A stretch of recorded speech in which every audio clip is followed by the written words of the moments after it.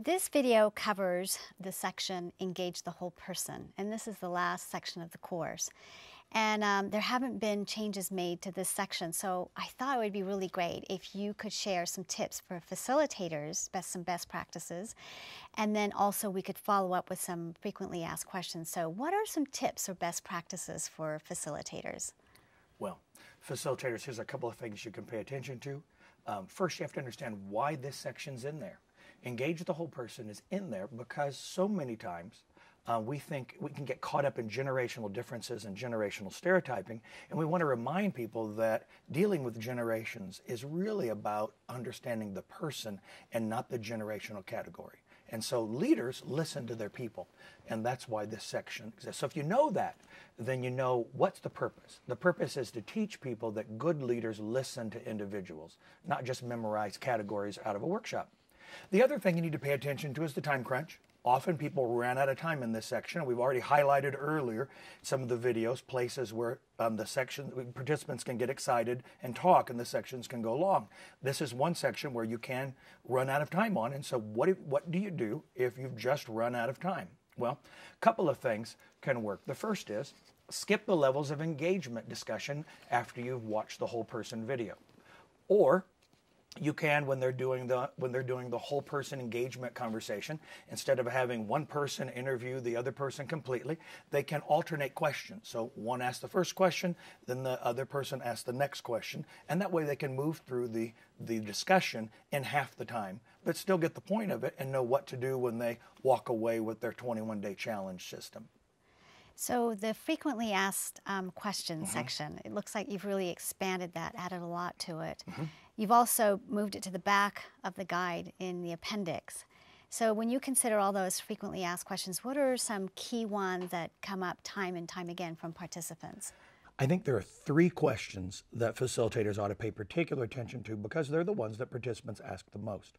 Facilitators frequently ask question number 4, aren't generational differences like life stages? Frequently asked question number 6, what about more concrete steps? And the facilitator guide goes into some real depth there. I had a vice president of engineering say recently, I was hoping to get answers to 2 concrete problems that I'm having, and I found this to not give me the specific answers I needed. And we simply had to remind her that this workshop is about leading rather than managing, and it's really about getting your team to sort through specific answers to specific questions. And then finally, question number 5. Why is this the first time we've had 4 generations in the workplace and 5 in the marketplace? Well, there really are 3 reasons for that, and this question comes up all the time. And so let me run you through those 3 reasons. First, increased lifespan. For the first time in history, human beings are living longer and longer. Most people, until the baby boomers came along, didn't know their grandparents. And now when a millennial doesn't have a grandparent, people consider that a tragedy or unusual. And so we're living longer, and that increased lifespan has meant that the way we've passed down power and money and property has really changed just in the last 100 years. For example, the baby boomers are the first generation to not wait their turn. They simply played their music. They didn't wait for their parents' music. They changed the way that we do business. They changed the way organizations function. And previous generations would wait their turn. But baby boomers realized that because people were living so much longer, waiting their turn wasn't a practical thing. And so increased lifespan is one of the biggest reasons for the additional generations. And then the information age. Because of the information age, younger people can get access to information that only older people, often higher up in an organizational chart, could get access to in different eras. And so now anyone can bring ideas to the table because they can get access to the internet. And lastly, the consumer mindset is the third reason why we have 4 generations in the workplace and 5 in the marketplace. The consumer mindset, we've raised younger people, our children, to think like consumers. For example, I was asked when I was working at McDonald's by a participant why this younger generation seems so entitled at times. And I said, well, because McDonald's taught people that they could expect a toy in the bag as well as a meal. And so it's a different kind of experience. We teach our children to ask questions, to shop, to price compare. And so they come to work and they do the same thing. Well, why can't I have this? What about that? And so as a result, those 3 factors have been major reasons why we have 4 generations today. Okay, so I want to ask you a question that's not in the frequently asked questions, but it comes from facilitators mainly. And they often ask, how can I adapt this course for non-managers? How would you respond to that?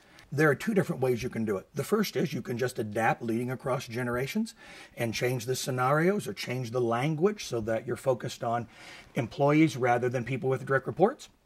But we've also created an adaptation of leading across generations called Working Across Generations that's designed to work with anyone, not just people who have direct reports. And so the scenarios have been changed, the language has been changed. Now the content's 85% the same. Same cards, but it's designed so that anyone could go through it and not have the hurdles of having to adjust language and scenarios for that. So we've made it easy for people to bring it to their employees as well. You could talk to your client partner about it. Hayden, thank you for joining us today and discussing the new updates and the new materials. And facilitators, thank you also for joining us. We hope this has been beneficial and has given you the tools to teach participants to understand and appreciate generational differences. We appreciate your unique contributions to help your clients succeed.